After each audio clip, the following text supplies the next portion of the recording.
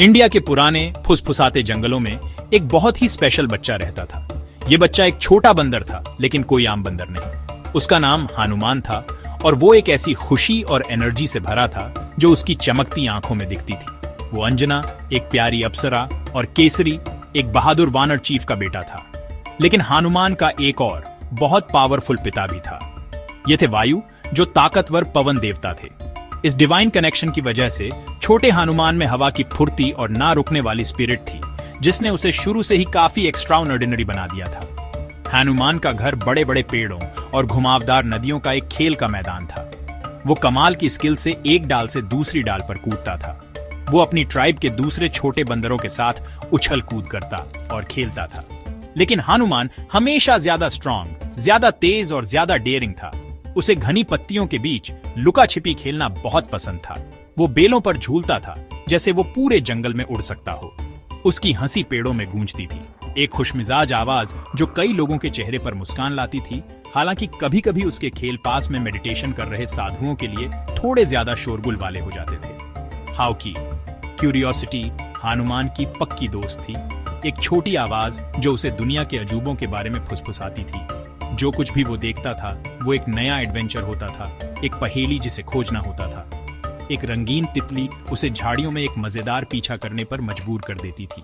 एक शांत तालाब में चांद का रिफ्लेक्शन उसकी आंखों को देर तक रोके रखता था। वो अजीब कीड़ों को छेड़ता था और अलग अलग पक्षियों की आवाजों की नकल करने की कोशिश करता था।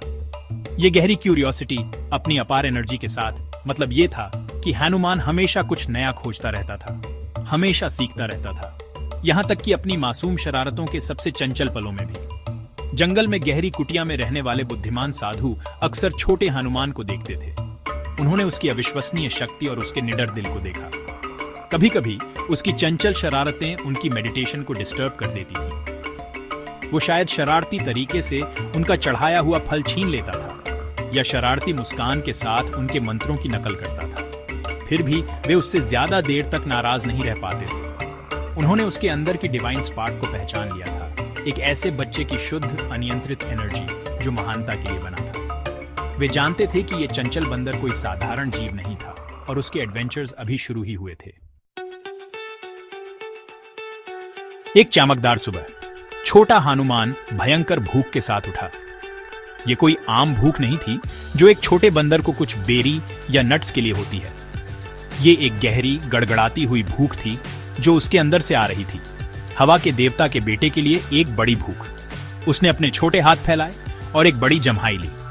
उसके आसपास का जंगल भी जाग रहा था, पक्षी अपने सुबह के गाने गा रहे थे। लेकिन हनुमान के मन में बस एक ही बात थी, इस तेज भूख को शांत करने के लिए कुछ स्वादिष्ट और पेट भरने वाला ढूंढना। उसने अपने पत्तों वाले घर के चारों ओर देखा। उसकी तेज आंखें पेड़ों को स्कैन कर रही थी। उसने कई जाने पहचाने फल देखे, पके आम और मीठे केले लटक रहे थे जो उसे बुला रहे थे। लेकिन आज उनमें से कोई भी उस बड़ी भूख को शांत करने के लिए काफी खास नहीं लग रहा था जो उसे महसूस हो रही थी। उसने अपना सिर झुकाया और आगे और ऊपर देखा, और फिर उसने उसे देखा। पूरब के आसमान में एक शानदार चमकता हुआ गोला उठ रहा था। वो सूरज था, बादलों को नारंगी, लाल और सुनहरे रंगों से रंग रहा था। ये किसी के लिए भी एक सच में लुभावनी नजारा था। छोटे हनुमान की मासूम और बहुत भूखी आंखों को सूरज लाखों मील दूर एक आग का विशाल गोला नहीं लगा। ओ नहीं, उसे वो अब तक का सबसे परफेक्ट, सबसे स्वादिष्ट फल लगा। वो गोल था, वो मोटा था और उसका एक खूबसूरत, आकर्षक, गर्म रंग था। उसने सोचा कि वो अविश्वसनीय रूप से रसीला और मीठा होगा, बस उसके खाली पेट को भरने के लिए सही चीज। उसने अपनी जीभ चाटी। साधारण फलों में उसकी पहले की अरुचि पूरी तरह से भूल गई थी। ये विशाल चमकता हुआ फल ठीक वही था जो उसे अपने नाश्ते के लिए चाहिए था, और उसका दिल दृढ़ संकल्प से भर गया। एक जॉयफुल भूख और अपनी हवा से मिली एनर्जी के साथ हनुमान ने फैसला किया कि उसे वो अद्भुत आकाशीय फल बस चाहिए ही चाहिए। उसके छोटे दिमाग में कोई झिझक नहीं थी, कोई दूसरा विचार नहीं था। वो नीचे झुका, अपनी सारी ताकत इकट्ठा की, फिर अपने शक्तिशाली छोटे पैरों से एक जोरदार धक्का देकर वो हवा में उछला। ऊपर ऊपर ऊपर वो उड़ गया, किसी भी पक्षी से ऊंचा, सबसे ऊंचे पहाड़ों से भी ऊंचा। वो सीधे सूरज की ओर उड़ रहा था, एक छोटा बंदर एक अद्भुत यात्रा पर, एक बहुत बड़ी भूख और एक बहुत बड़ी गलती से प्रेरित होकर। जैसे ही हनुमान दिव्य शक्ति वाला छोटा बंदर सूरज की ओर उड़ा, स्वर्ग में मौजूद खगोलीय प्राणी पूरी तरह से आश्चर्यचकित होकर देख रहे थे। देव, गंधर्व और अन्य दिव्य सत्ताओं ने अपनी एक्टिविटी रोक दी। उनकी आंखें अविश्वास से चौड़ी हो गईं। इतना छोटा बच्चा इतनी ऊंचाई तक कैसे चढ़ सकता था?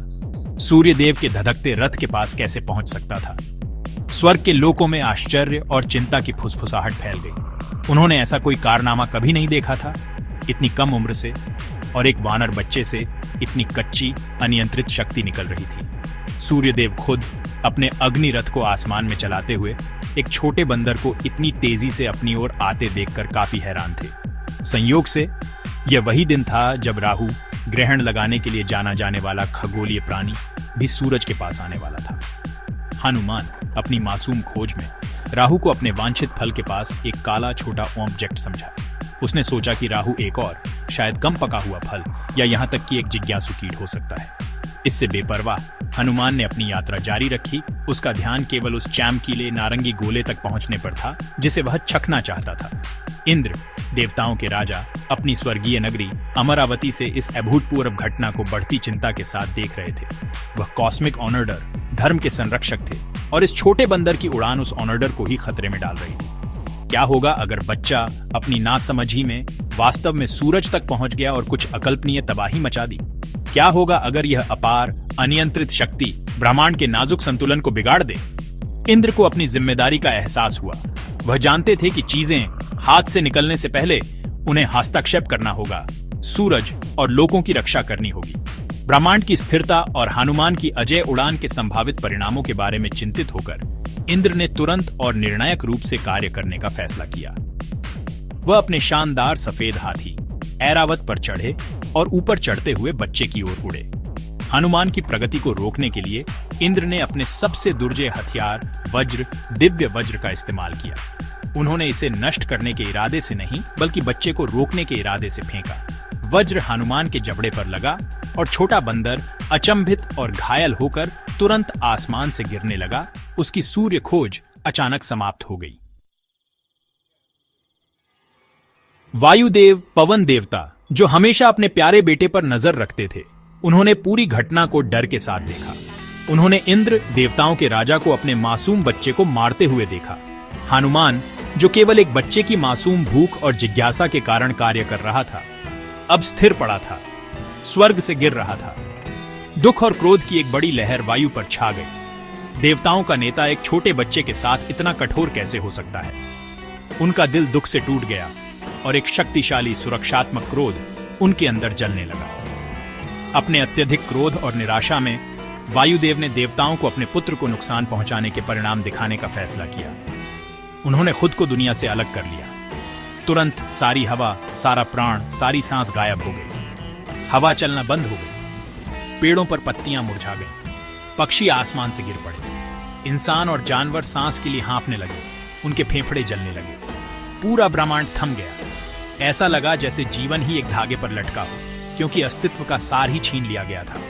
देवताओं को उस विकट स्थिति का एहसास हुआ जो उन्होंने अनजाने में पैदा कर दी थी। डरे हुए देव वायु के हटने के विनाशकारी प्रभाव को देखकर तुरंत भगवान ब्रह्मा, निर्माता के पास गए। उन्होंने उनसे हस्तक्षेप करने की प्रार्थना की ताकि सभी जीवन के नष्ट होने से पहले दुनिया का संतुलन बहाल हो सके। ब्रह्मा सभी प्रमुख देवताओं के साथ तुरंत उस जगह पर गए जहां वायु अपने बेहोश बेटे को गोद में लिए हुए थे। भगवान ब्रह्मा ने धीरे से हनुमान को पुनर्जीवित किया। बच्चा हिलने लगा। उसकी जीवन शक्ति लौट आई। उसका जबड़ा, या संस्कृत में हनु, इंद्र के वज्र से थोड़ा विकृत हो गया था और इस घटना से उसे उसका प्रसिद्ध नाम हनुमान मिला, जिसका अर्थ है जिसका जबड़ा प्रमुख हो। अभी भी दुखी वायु को शांत करने और बच्चे हनुमान की अविश्वसनीय दिव्य क्षमता को स्वीकार करने के लिए उपस्थित प्रत्येक देवता ने उसे अद्वितीय वरदान और आशीर्वाद दिए। ब्रह्मा ने उसे ब्रह्मास्त्र से मुक्ति और लंबी आयु का वरदान दिया। इंद्र ने घोषणा की कि उनका वज्र कभी भी हनुमान को फिर से नुकसान नहीं पहुंचाएगा और उसे वज्र से भी मजबूत शरीर का आशीर्वाद दिया। सूर्य ने उसे अपनी चमक का एक अंश और सभी शास्त्रों का ज्ञान प्रदान किया। वरुण, यम, कुबेर, शिव, सभी देवताओं ने उसे अपनी शक्ति का कुछ हिस्सा दिया, जिससे वह अविश्वसनीय रूप से मजबूत तेज, बुद्धिमान और अमर हो गया, जो हमेशा महान कारनामों और नेक कामों के लिए तैयार था जो उसका इंतजार कर रहे थे।